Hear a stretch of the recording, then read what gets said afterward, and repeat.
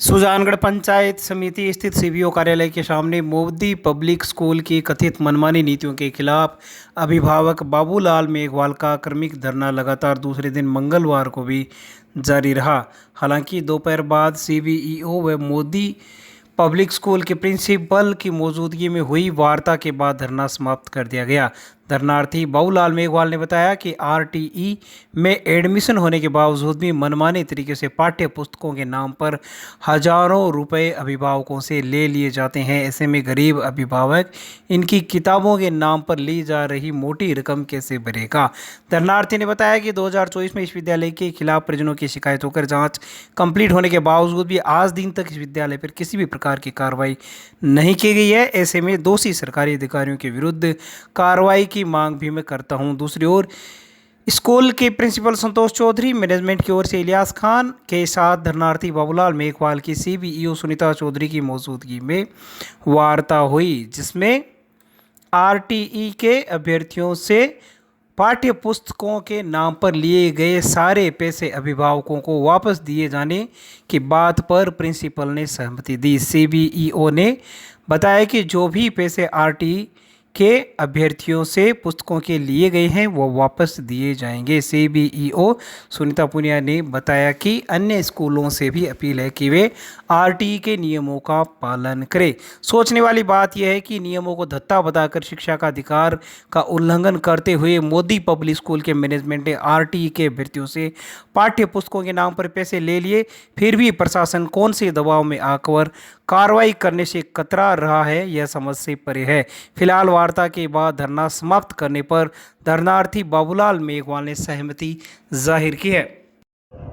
मैं Modi public senior secondary school जो सुजानगढ़ में संचालित है उसके विरोध में कर्मिक हड़ताल पे बैठा हुआ हूँ और मेरी मांगे ये हैं कि आरटी के तहत जो पढ़ने वाले बच्चे हैं उनसे जो अवैध वसूली की जा रही है उस अवैध वसूली को रोका जाए और जो गत वर्षों में उन्होंने अवैध वसूली की है उनको 12% ब्याज की दर से सभी गार्जियन को वापस लौटाई जाए।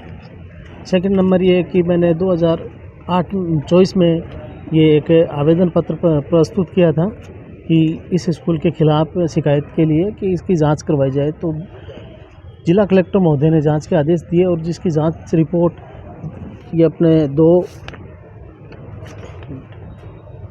2024 को जो है दोषित हो गए और दोषित होने के बावजूद भी प्रशासन 21 महीने हो गए अभी तक मौन बैठा हुआ है और इस पर अभी तक कोई कार्रवाई नहीं हुई है। मेरे सरकार से और प्रशासन से ये निवेदन है कि 21 महीने की देरी होने के बावजूद भी मेरे को न्याय नहीं मिल रहा है, इसलिए मैं ये कर्मिक हड़ताल पे बैठा हुआ हूँ।